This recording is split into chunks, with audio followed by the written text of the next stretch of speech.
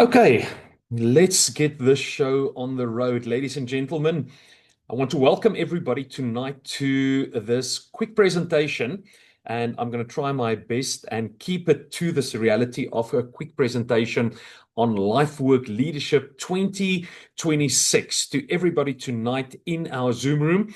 It is really my honor and privilege to welcome you to this momentous occasion as we're about to launch into another year of just unbelievable engagement with leadership from all over our city of Pretoria. But we will also make this recording available on our YouTube channel. So for those people that's going to join in tonight also on YouTube afterwards, you are so welcome to join into the conversation. Now, ladies and gentlemen, let me quickly just explain the format of the evening before I fully introduce myself. I will take you through a journey with a PowerPoint presentation to highlight certain key elements of the Lifework leadership journey. We will have one case study tonight if the electricity plays along, and then I will wrap up the evening also for a time of questions and answers. So, ladies and gentlemen, just to introduce myself, my name is Marcel Hattingh, and I have currently the privilege of serving what the global community would call as the Executive Director of Lifework Leadership Pretoria here in South Africa. But as we have a bit of a different leadership structure, I rather see myself as one of multiple functional leaders. And my role as the functional leader of alignment is to ensure that all of our other leadership team members really focus on the areas of engagement that is required to present this phenomenal program. My background story, without going into a lot of detail, I am an executive consultant. I have the privilege of leading a small boutique company called CCI Professional. I am a business and entrepreneur by heart, also an investor, though I do have my feet in several other ventures also than our main company. I have the privilege of serving in executive capacity and also at a board level of several other profit and non-profit organizations throughout our city and also in the rest of the context of South Africa. I've had the privilege of leading the charge for Lifework Leadership Pretoria since 2023.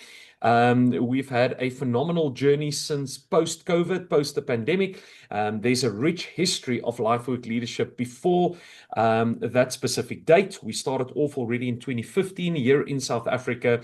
And it's been an absolute joyous momentum to see just phenomenal impact in our city. So, ladies and gentlemen, the focus of Lifework leadership, and I want to take a couple of steps back to where this entire story started.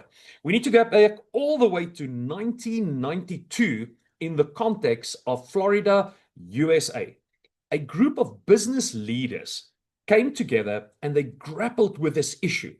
How do we breach this gap between what they call Sunday faith and Monday work? You know, depending on the church community you might be part of or have been engaged, many of our churches run what we call a business ministry. A business ministry is basically when a church or a ministry group does some sort of an outreach towards their business community, whether it is praying for the people or bringing them together for a breakfast occasion, or in many cases, just ask them for financial support in order to execute certain social or charitable or ministry work. But what happened in 1992 is these businessmen came together and asked a bit of a different question. Their question was not, how do we support the church? Their question was, how do we actually make use of our businesses as vehicles of ministry? Let me use another term, vehicles of impact, vehicles of transformation, in order that we can actually live out a kingdom calling, God's mandate over our lives, but also use these vehicles of ours to impact our cities and our communities in a positive and a very productive way. So it's interesting to see how business decided, listen, guys, we need to cross this big divide in order to walk and work alongside our churches. And not only churches, they also included education within the space. They included the nonprofit sector in the space. And out of those conversations, they launched what is now globally known as the Lifework leadership process. Really, the purpose behind them that drove this entire quest or this entire process, if we would like to put it in the terms of Simon Sinek or start with why, is this focus area. They said we need to transform leaders. It's only a transformed leader that understands something of their own calling, understands something how to connect with this like-minded community of other Christian business leaders that can really go out and change and impact and ultimately transform cities. Not for their own well-being, not fundamentally for their own financial bottom line, but really a place where God's glory can be celebrated within all of these different spheres of society. Now, once they've clarified that specific vision, it was important for them to ask, what is the outcome? For someone who joins into this Lifework leadership journey, what is the contract that the leadership of Lifework Leadership wants to make with every participant?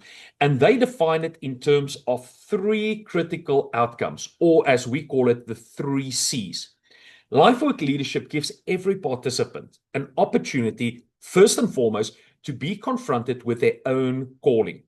Now, ladies and gentlemen, if your journey is anything similar to mine, for a long season in my life, I was fully convinced that the only people who are called by God are people who are clergymen, pastors, reverends, dominees, people working for the church. They are the called one, they are the chosen frozen. And it was part of this journey that I discovered, but God calls all of us. Some of us he calls to a Sunday pulpit, and some of us he calls to a Monday boardroom. The terminology may change, the toolbox may change, but ultimately the Great Commission that Jesus gave to all men and all women remains the same. It's to go out and to take this message of the kingdom into all spheres of society. So part of the Lifework leadership journey is a highly reflective journey that every individual, every participant gets the opportunity to be confronted with this question of calling. For some of our participants during the last season, it's something completely new, something completely fresh. And for the first time, they gain insight in how God called each one of us. For some people, it is not a new concept, but it's an opportunity for them to have a renewed focus and perhaps just clarify again for the next season as we continue into this decade. What exactly is God saying over my life, and what exactly is God saying about all the things that my business needs to do?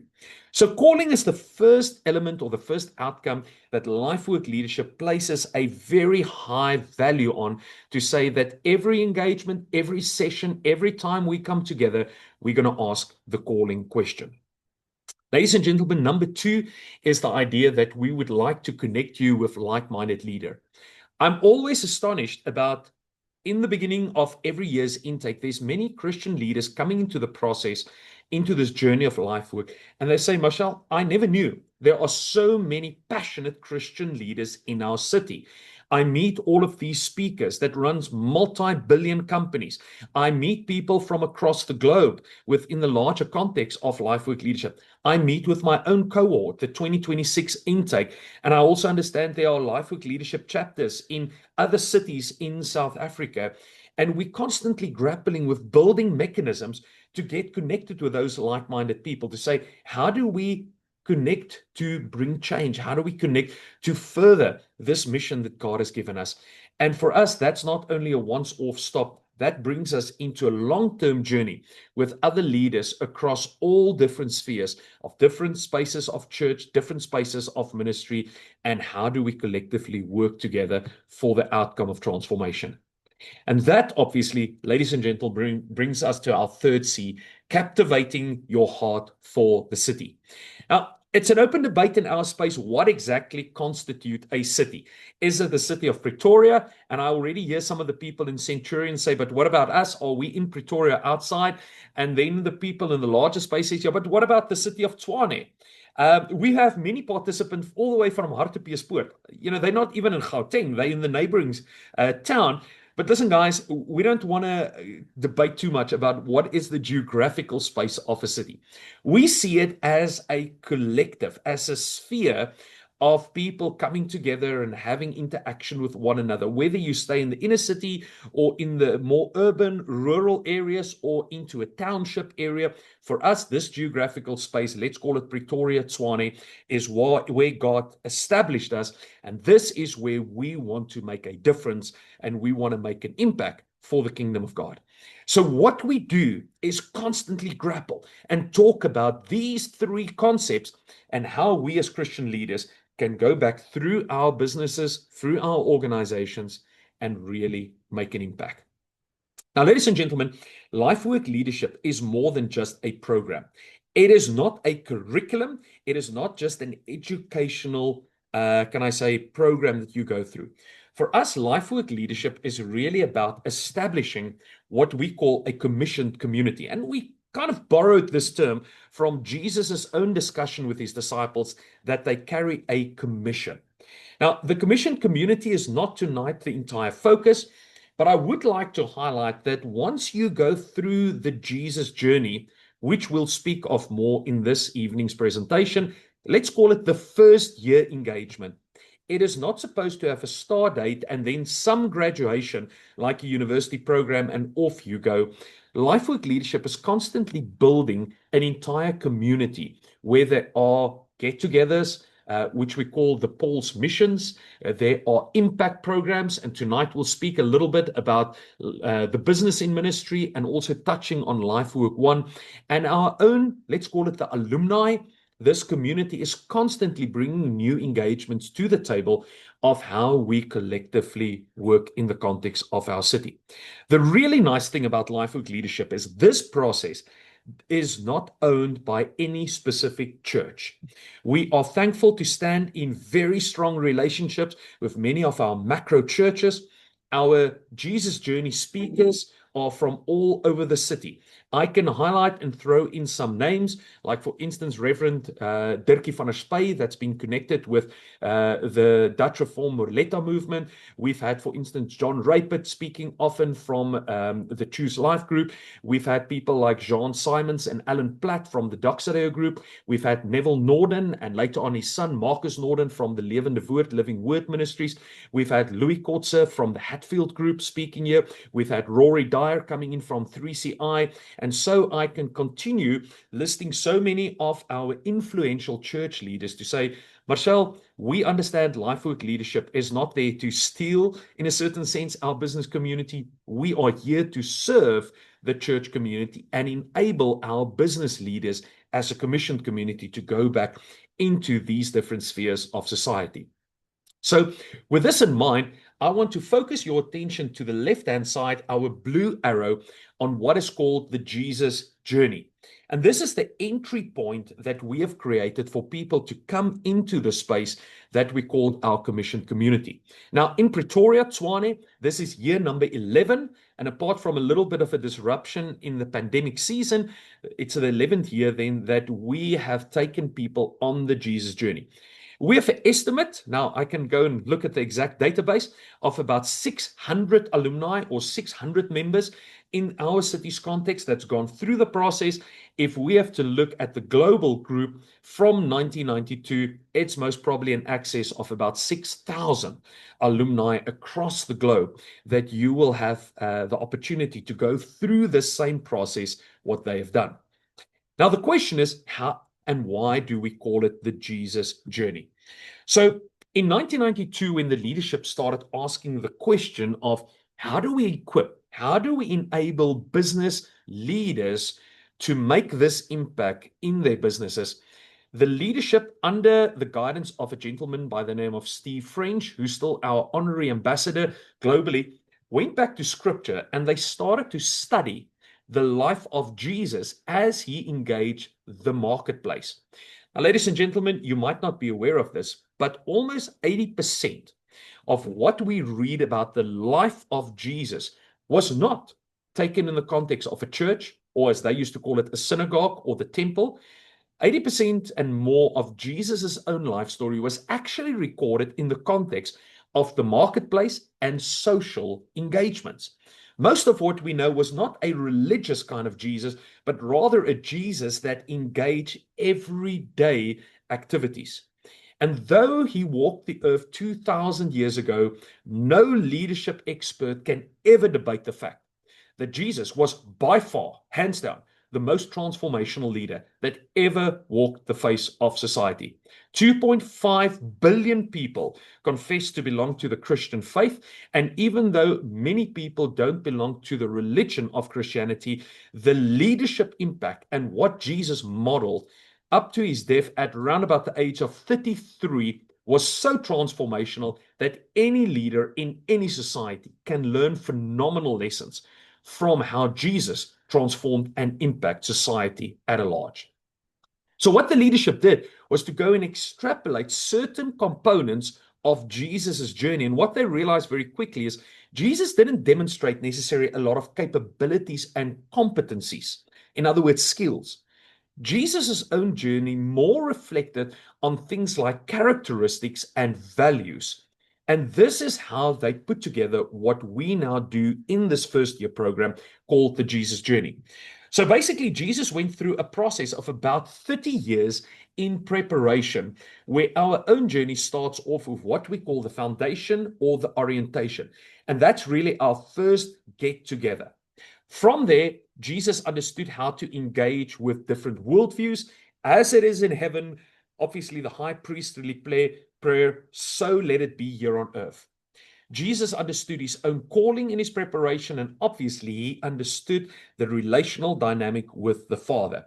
So these are our first 4 engagements. Well, actually it's 3 engagements, because in the calling and the knowing God, we have our annual breakaway, or the retreat as we like to call it. It is 3 days of phenomenal engagement, taking people away to a beautiful lodge just outside of Pretoria and really working with the heart and the spirit of every one of our members concerning your calling and also elements of how we can know God. Interesting side note, yes, we study the life of Jesus, but we've had people from all different walks of society being part of Lifework Leadership. We've had atheists, we had a lot of agnostics, we had people formerly belonging to religions like Hinduism that said, Marcel, irrespective, I believe in the life of Jesus and I want to come and study the life of Jesus. So we are very open to people from other walks. You don't necessarily have to be a Christian, but obviously in a personal, intimate relationship with Jesus, it helps us in our journey. Once we've done that, we transition to study the 3 years that is pretty much recorded in the gospel of Jesus's life. And there are 4 focus areas. Number 1, how Jesus dealt with relationships and building a very inclusive society from a very diverse crowd of people. We look at his elements of generosity, compassion, and then obviously integrity.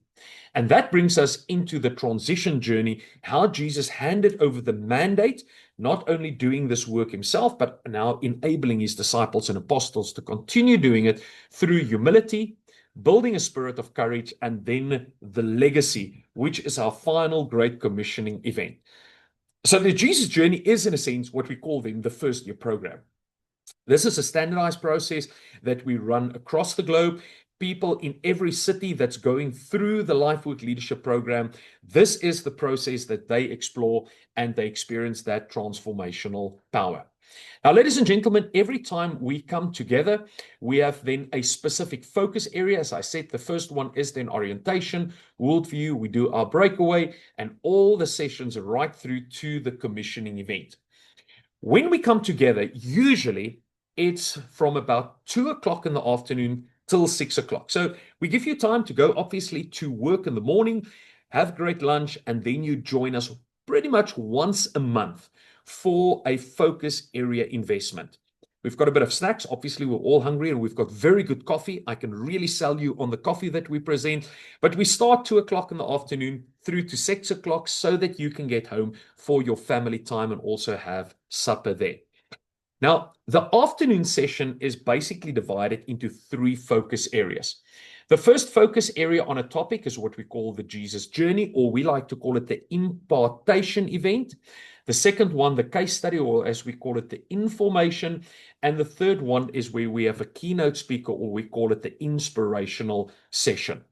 Now, When we look at the impartation session, so every time we take a Jesus journey topic, an inspire session or an impartation session will be facilitated by a local church leader. And again, we don't focus on any specific church. We make sure that throughout the year, we invite church leaders from all over the context of Pretoria. They will prepare a little bit more of a focus on how Jesus himself facilitate this topic. Let's say, for instance, it's generosity. How did Jesus understand generosity? What was Jesus' engagement with generosity? They will present a short TED talk of about 20 minutes, and then the magic happens in our group discussion. So every participant is divided into a group of about 8 people. We have 2 group leaders. These are alumni that's trained in group facilitation. They are our senior mentors. And they then take this discussion point and ask practical, wise application questions. What does it mean in the context of your business? What does it mean in the context of your home and your community? And then also, what does it mean in your personal life? So every piece of information that you receive from a speaker gets taken back into a group discussion context. That would be the first component of our afternoon session. The second component then is our case study or information, and this is where we sit down, usually with an alumni that has gone through the process, a business leader, and we will sit down and let's unpack how this concept transformed your business. One of our speakers, let me take, for instance, Bertie Lawrence. Bertie Lawrence is the founder and CEO of a company called Wasteplan, a company close to R1 billion turnover. 2,500 headcount throughout our nation. And we will sit and have kind of a lounge discussion on a topic. I'm sure we will tackle most probably generosity or humility when it comes to Bertie, and ask questions about, so how did you take these concepts, integrate it into your executive team, into your management team, and how does these principles still continue to transform your business? So every session we have a different case study. Every session you get an opportunity to get insight into these Christian leaders and how they run their businesses. The final component then brings us to our inspirational session. This is where we have top-notch public speakers that we bring in. We usually try and keep it to the city of Pretoria, but often we invite guest speakers from other spaces in the country. And if there are some of our international community happen to be in South Africa, we definitely love to plug them in also to come and share their story and just motivate our participants in how this topic can really transform your life.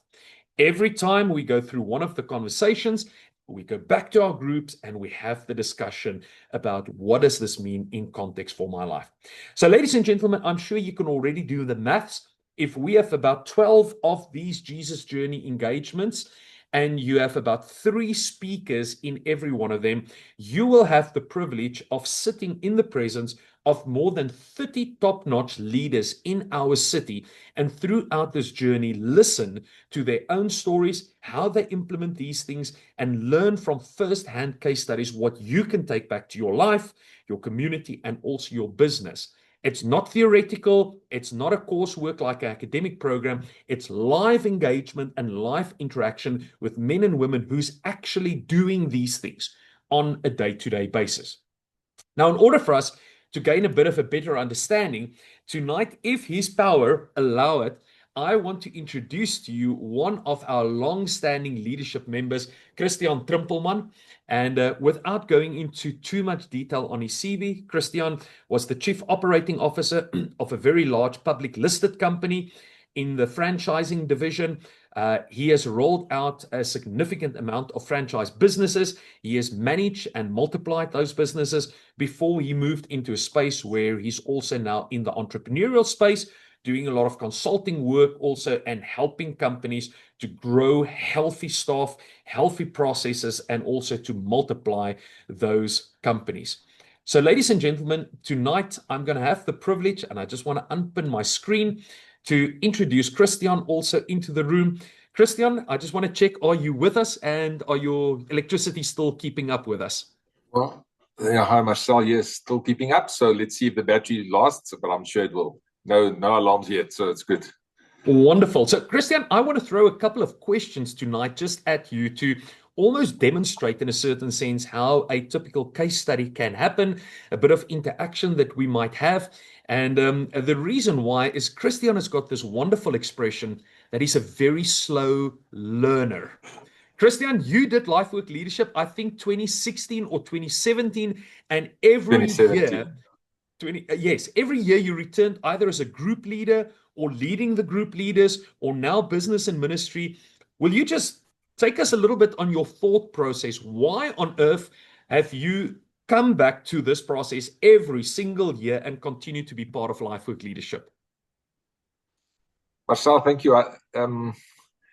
Why do you repeat something that's really good? Because I guess if you have a nice piece of steak and you like it, you repeat eating it. You know, none of us have tasted steak once or biltong or whatever, and we never ate it again. If you like it, you come back for a bit more, and you make some fragrances, you put some ideas to it.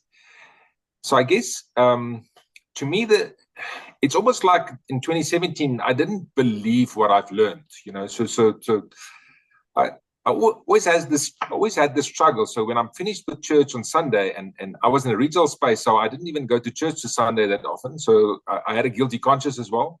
So I felt, no, I'm not doing the right thing, sort of thing. And then how do I bring my religion or my belief, my relationship with Jesus into my business? And I couldn't, because in corporate life, the bottom line is income statement, balance sheet, ROIs, cash flow, fire these, bottom end must go, you know, absolute performance driven process. And I couldn't put the two together. So the first years was really that aha moment where I sort of lost a lot of the detail. That's why I had to come back a few times. And the amazing thing about learning is always, every time you hear something again, you hear something else, because you hear what you're ready to hear. You know, that's what I believe in. So I guess, Marcel, that's why I had to come over and over. And also the impact that I've seen around the people that we influenced in the last 8-9 years of my life through this process is really tremendous. So yes, that's why I had to come often. Mm-hmm. Christian, you remind me, I think it was Confucius, or it might be Buddha, that said, you know, the teacher will appear when the student is ready. And coming back every year, becoming more and more ready. Now, I love the idea that you said, obviously, there's so much. At first, you couldn't almost believe the impact. But will you perhaps just share with us one or two of these things that initially you might not have been able to believe it? Or let's just say there was tension with what you heard from the Jesus journey and what you saw every day in business practice. And through a process of consideration, conversation, meditation, or prayer, you started realizing, but hang on a minute, there might be other ways of doing business than what you traditionally thought. Will you perhaps just share one or two of those things that was like that aha moments in your own journey? I guess the first aha moment was the way I looked at life, the way, you know, there was they call it worldview, the lenses you look at the world. I think that's the first thing I've learned, because I almost changed views coming from church and then winding out and then going to work. And it's almost like I changed glasses, you know, from a normal glass to sunglass or whatever. So I looked at life differently.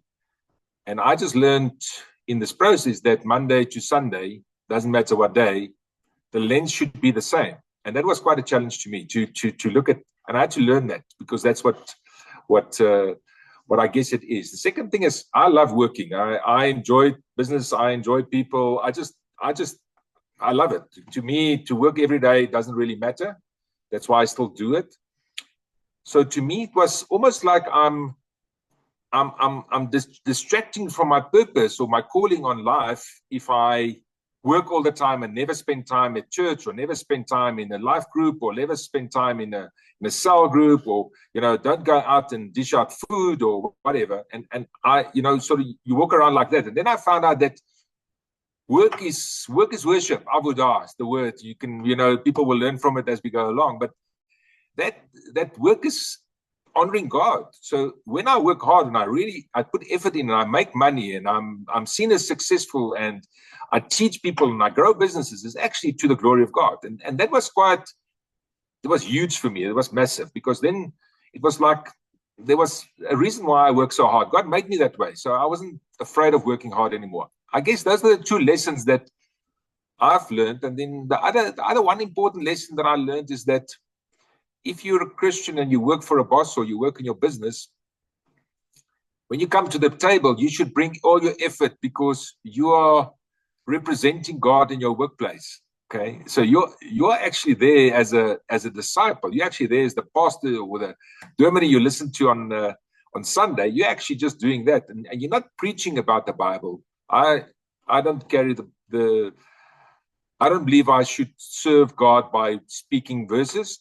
I think I should serve God by what I am and what I do. And I guess if you translate the Jesus journey into your work, that was fantastic for me. It was a perspective. All the themes put me through a perspective. So yes, that's what I've learned in the time. Now, Christian, I've heard many people telling me when I've personally engaged with them about this is, business is a hard thing. Business is about figures, it's about binary, it's ones and zeros, it's about financial bottom lines, as you say.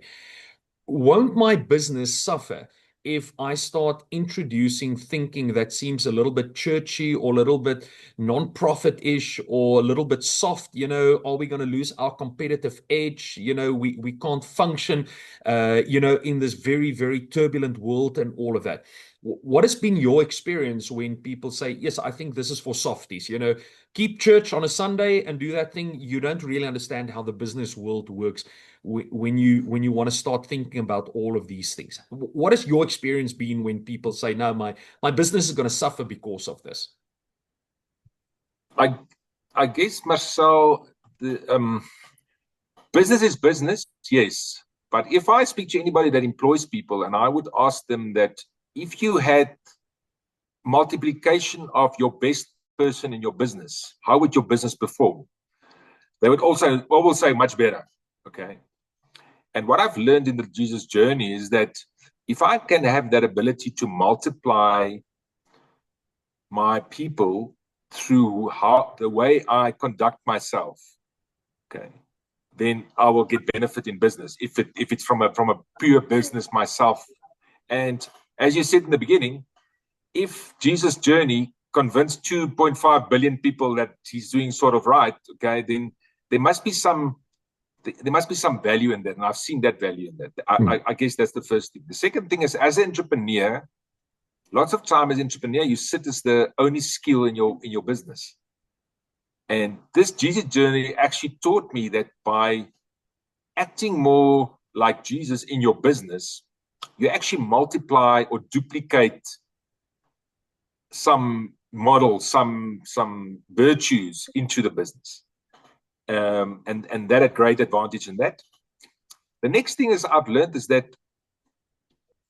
when I conduct my business according to what I've learned at Lifework Leadership in this business, I attracted the people that I wanted to attract in my business, and the people that I didn't want to attract, I didn't attract. So, and I don't know about you, but I would like the people to give me money or finance me or build relationships with me or supply me that are similar to the value system that I have, because I want to trust my suppliers. I want to trust the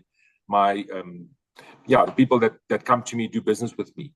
And I guess the influence in business is then a long-term business, not a short-term business. I guess Jesus' journey was not, Jesus didn't build something for 1 year or for 1 month. He didn't want to make the budget for 12 months. He wanted to make the budget for 20 years or 30 years. He wanted to create asset and wealth. And that's what I've learned in this process. Just thinking about business in exactly a normal university or financial system, but just understanding what the influence of people and the heart of Jesus is in business helped me a lot. Now, Christian, you've gone through the first year program, or let's call it the Jesus Journey program now multiple times. And again, you facilitated from a group leader point of view. Later on, you facilitated the group leaders. And now recently you shifted into, as we saw on the diagram, an impact program called Business in Ministry. And that's kind of one of our second year programs, if you want to call it that. Do you perhaps just want to share a little bit about leading that charge now from if somebody had to go through this Jesus journey? It's not, as I said, you just start, you graduate, and there you go. But there are now other opportunities of impact engagement. I mean, what more can you want to do or learn apart from the Jesus journey? Will you share with us just some thoughts on what's going on in that one specific impact program? Marcel, I think the business in ministry, or BIM as it is important that we do business in ministry, not ministry in business. Okay, so it's not a church that comes to a business to do some work inside the business. Okay, that the churches can do, and that's their right and their virtue, that their right to do that. But we want to build a business where your business is the pulpit of your mission, of your and I guess designing a business from the start, or looking at your business from the inside and redesigning, realigning your business to a kingdom space is quite important. And that's where BIM was originated. So it takes people that have learned how Jesus worked and how would Jesus like to have us to run business. And then we go and sit for a year with a similar sort of 9-10 sessions, and we workshop through your business or your job or your new business, and we align your thinking from purpose right through to right at the end, where you look at your people, mastery of people and what they need to know, and we align that into the purpose of God's purpose for you. Because now at Lifework, you've learned your purpose or your calling inside there, and now we take that into your business, and we make your business one of those, let's call it advertising boards, that will shout out that this business, we don't have to tell people we're in kingdom business. People will know you're a kingdom business. People will know that your business is different because people look and operate different. You work differently in it. So I think that's what we do in BIM. Put people in line with that, help them through that process. And that's a fantastic process. And it's exclusive to people that have finished the Lifework process. We don't take any people from outside our groups, from the alumni only. Christian, I want to thank you for just this contribution tonight, a sweet, short one. Ladies and gentlemen, usually this conversation is about 20 minutes that we do from a perspective of a case study like Christian just shared some thoughts and ideas. We then usually give our audience opportunity to engage through questions and responses also. Often we ask our case study person to share a challenge that they had to go through. And I mean, these challenges deals with people that riot at the front of their factory gates and how they deal with it, to, fraud and ethical issues within a company. How do we deal with that? And then we have group discussions again that would now typically take place. And from the group discussions, we would then re-engage with our speakers to make sure the whole time everything is translated into practical application, and that we can take the most out of engagement like this. So that's just a little bit of a taste of what a case study might look like. And where Christian then ended also is to talk about business in ministry as one of these initiatives, still focusing on the same three outcomes. What do I discover about my own calling in business? How do I understand more connectedness? And this is really a small group. We only take 12 people into the business in ministry, where we take a maximum of 56 participants in a year's Jesus journey. So again, 56 plus our group leaders is a maximum of 70 people. We don't like to go more than 70. Then we kind of have a crowd, and that's not good for the second outcome of really connecting with the like-minded leaders. And then finally, obviously, we love to focus continuously on city, and BIM especially is focused on, as Christian said, how do I actually strategically now realign my business or my organization? Doesn't need to be a business owner. If you're an entrepreneur business owner, that's great. But often we've got a C-suite individual or a senior manager that is influential within the way how that business is built. Some of our other initiatives, and again, I'm not going through all the detail, is for instance, Lifework One. This is our new online platform that's already live, that's running, that helps our commissioned community also to network. Now, guys, this is very early days, but here's what I dream about.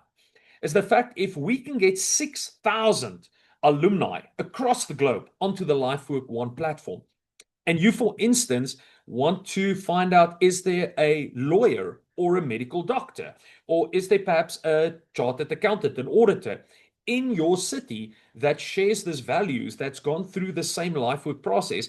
I can get onto the platform and see, hey, but hang on a minute, there are 3 or 4 different people that has gone through a similar understanding. Let me phone them, let me ask them, for advice or whatever it might be. Or even further, as South Africans, we know we semi-migrate all over the country and even immigrate into other spaces of the world. Or perhaps you just want to multiply your business to the USA or Europe or Australasia, and you can go onto a platform like this and find connections with other Lifework leadership alumni in those cities. Mail them and see if you can perhaps pick up a connection.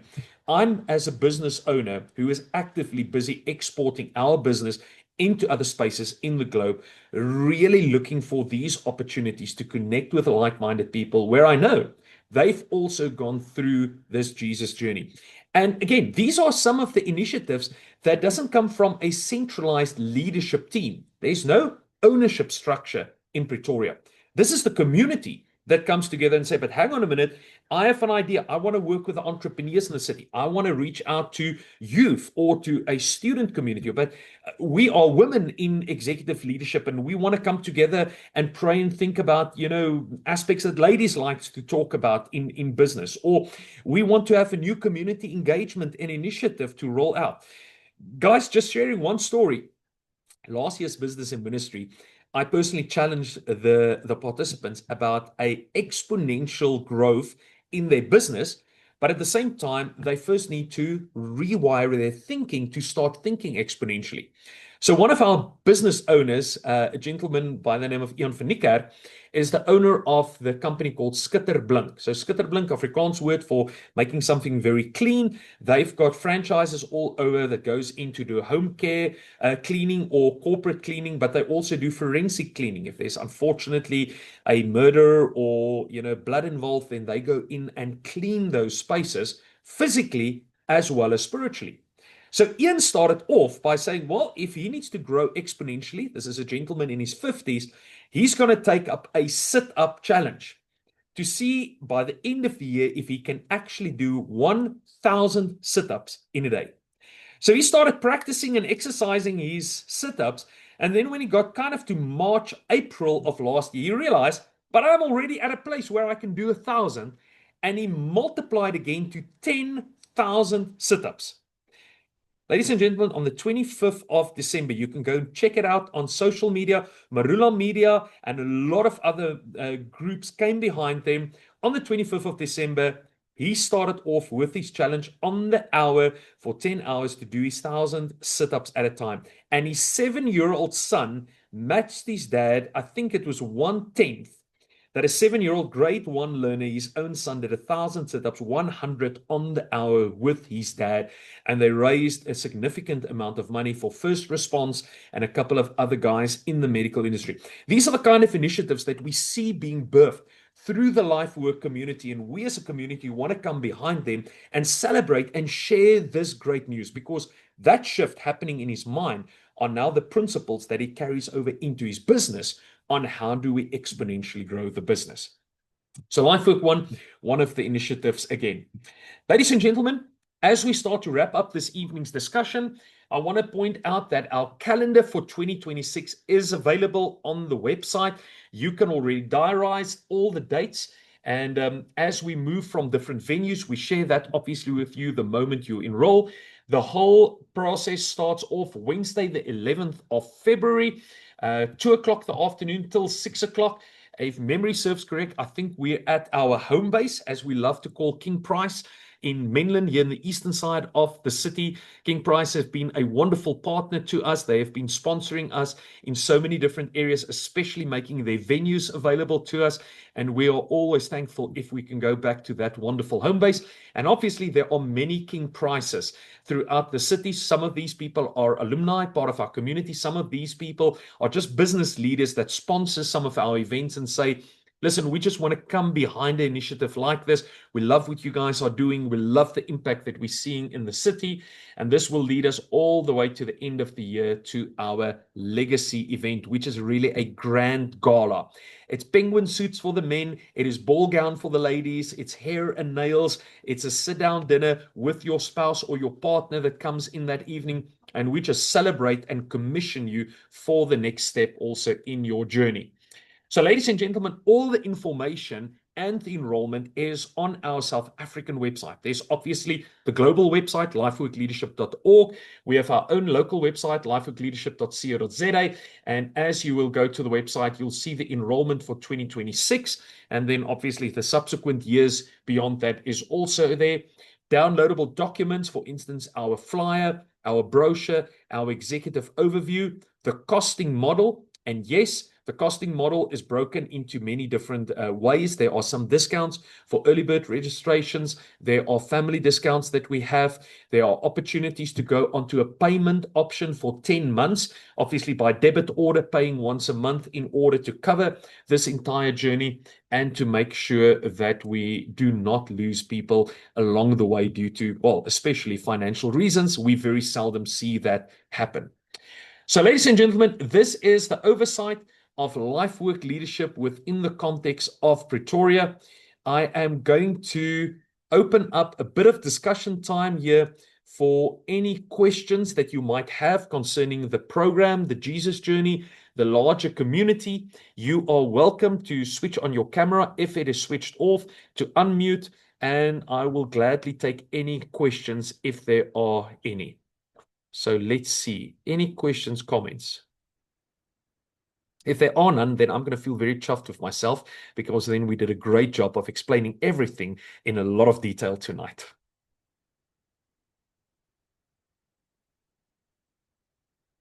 Very quiet. Mr. Klein, you unmuted. Question there.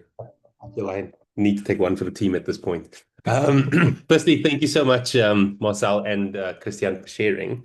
For those of us who are slightly newer to this environment, what do next steps look like before we head into the official Lifework Leadership Program for 2026? Okay. I think this is a very, very simplistic process that we have. Lifework Leadership, let me say it for the recording and the audience tonight. Lifework Leadership is not an entry-level leadership program. If you want to do entry-level in how Jesus did it, I'm going to highly recommend John Maxwell, and I'll give you a couple of other great authors that you're welcome to read. Lifework Leadership is built and designed for senior leaders, people who's in more senior management, C-suite leaders, business owners, or if you're not in the business domain, we've had principals and deputy principals of schools. We've had leaders from nonprofit environments, and we've had church leaders where reverends or pastors that leads their ministries has also engaged with us. So we pitch this program at a high level at a high level of leadership. Reason being, the level of conversation around the table alludes to that kind of leadership.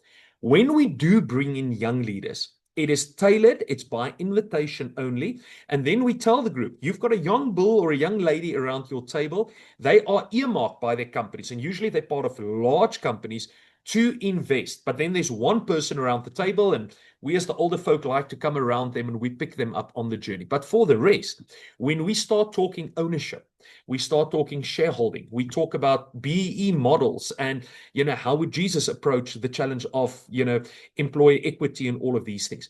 If you are not in an environment where you have engaged with conversations at that level, you sometimes feel a little bit out of your depth. And we've seen that in the past when somebody comes along the way. When you have to ask permission from a boss to attend your sessions, that's not really the kind of person that benefit the most from Lifework Leadership. We jokingly say it about it, but if you're not in control of your own schedule in your company and business, then most probably there are other great processes in your local church, local community. Give it a bit of time, grow into the space where Lifework Leadership would really suit your specific needs. Now, if you are part of that profile, again, the steps are really quite straightforward. Go to the website, go to the enrollment page. All the information is there. It's a one page of enrollment. We don't ask you 50 million questions. It's a straightforward application process. You complete it, you receive the welcome pack from Lifework Leadership's administrative team, and then really we see you on the 11th of February at our Orientation Foundation meeting, where you are introduced to all the leaders, you introduced to the cohort of this year. Already last time I checked, numbers was already in the 20s. Obviously, we are in a very active marketing process right now through all the church communities of the city and through the alumni. And from that point of view, you diarize all the different sessions. As I mentioned, that's already in the calendar, and you book that out as a personal investment for this year in your life. Again, that's really all it takes. Again, it's not a complicated process, straightforward to the point to help and support every person to come into this process. Have I responded to your question? Have I perhaps missed exactly what you have asked? Absolutely. Well articulated. Wonderful. Ladies and gentlemen, any other question, more questions, any topic you would like to discuss in more detail concerning the Jesus journey, outcomes? Let's quickly hear.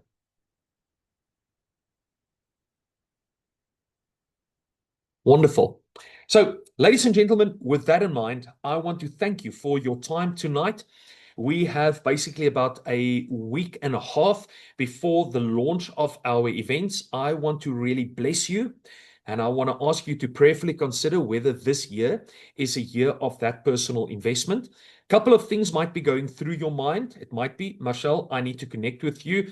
I have got personal questions about this journey. Ladies and gentlemen, my contact details are available to any person.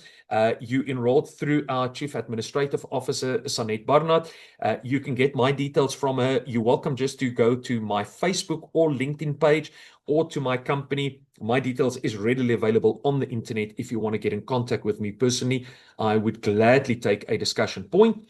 You might be thinking, yes, hang on a minute. My brother or my uncle or my cousin or my partner or my business partner or my employees or my C-suite needs to be here. Guys, we're already going to extend the invite. We've had a gentleman 2 years ago from a fairly large agricultural company. He checked out the session. The next moment, they enrolled 12 of their senior management into the program. 2024, 12 of them coming through that process. He just said, listen, there's no ways I'm doing this alone. I'm bringing the whole squad to go through this process. I think they said they're sending 2 people from the company again this year. We love to build those kind of relationships with companies that say, listen, in the end, 1 or 2 people every year, but we want to make sure the influence doesn't just stay with one person, but it starts permeating into the company culture, into the ethos, into the value system, into the way in which we do business. So again, if you feel it's not specific for you, perhaps consider if there's somebody in your environment that you know this is the investment that they need for the year, or tag somebody along and say, listen, let the 2 of us go and do and experience this journey for ourselves. We have seen men and women enrolling in the process. Their spouse or their partners happens to be also senior business people. And after the first night of the orientation already, they said, no ways you can miss this. By worldview, session number 2, my partner spouse needs to be part of this process. Actually, that happened even in the BIM process last year, Business in Ministry, when one of the participants dragged his wife along and said, honey, you're a business leader. You also need to be here. And we see how that thing duplicates. So, ladies and gentlemen, with that in mind, may you have a most blessed evening, a blessed week.